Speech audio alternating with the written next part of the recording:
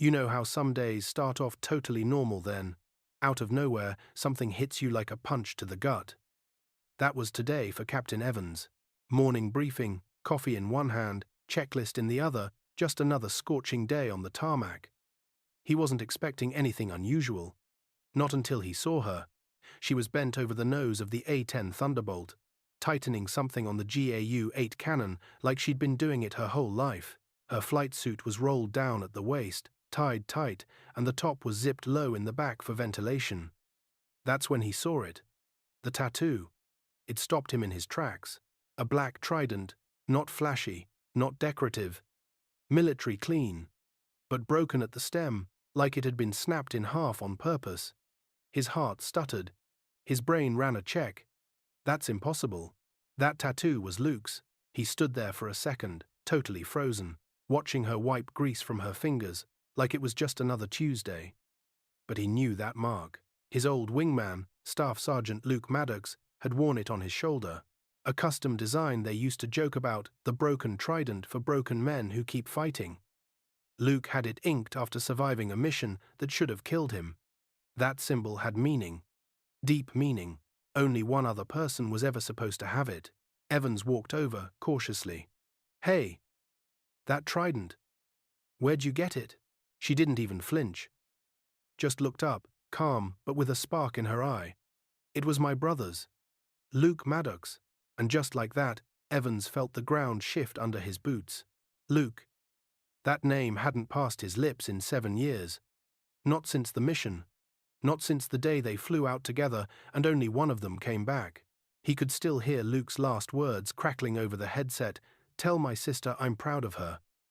He'd carried that line with him through every deployment since. Never had the chance to say it out loud. Until now. "I flew with him," Evans said quietly. "In Kandahar. He saved my life." She nodded, but didn't smile.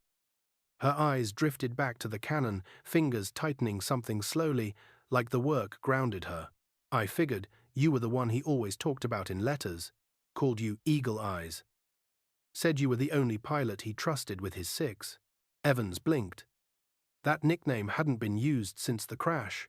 He felt his chest tighten, like he was back in the cockpit again, listening to static where Luke's voice used to be. "I never got to tell you," he said. "I tried. After the mission, I sent a letter to your family. But," she finished the sentence for him, "we moved. After we buried him, Mum couldn't stay in the house. Too many reminders." Silence fell between them, not awkward, but heavy, thick with everything unsaid. "I enlisted after he died," she finally said. "Didn't want to fly. Didn't want to fight. I just wanted to keep the planes running. Keep guys like you alive. Like I couldn't do for him." Evans felt something shift in his throat, that old ache, the one he'd buried with the last of Luke's things. He reached into his pocket and pulled out a photo, creased from years of wear. It was the two of them, Evans and Luke, grinning like idiots, in front of their bird, helmets tucked under their arms. "I've kept this with me since that day," he said, holding it out. "I thought maybe you'd want it." She took the photo gently, staring at it for a long time. "He looks so young here." "We both were." She nodded, then tucked the photo carefully into her sleeve pocket like it was made of gold. "Thank you. I don't have any pictures of him in uniform." Evans straightened slightly. The engines of the A-10 behind them coughed and roared to life. Signaling prep was almost done. "He would have been proud of you," he said. "I know," she replied. Then, for the first time, she smiled. "He always said I could outwrench him any day." Evans chuckled. He wasn't wrong. As he walked toward the aircraft, helmet in hand, he looked back one last time.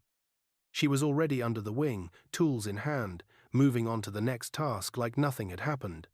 But something had. For both of them. Up in the sky, as he took off and banked left into formation, Evans glanced down at the airstrip. She was a speck below, just another tech on the tarmac. But to him, she was something more, a living reminder that the past never fully disappears.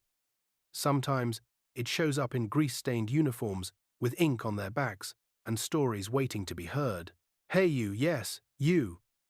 Before you leave, let us know your city and country in the comments," We want to see how far this message travels. If this story made your heart soften, smile, or reflect, hit like and share your emotions below. Don't forget to subscribe and stay with us. This isn't just a channel, it's a family.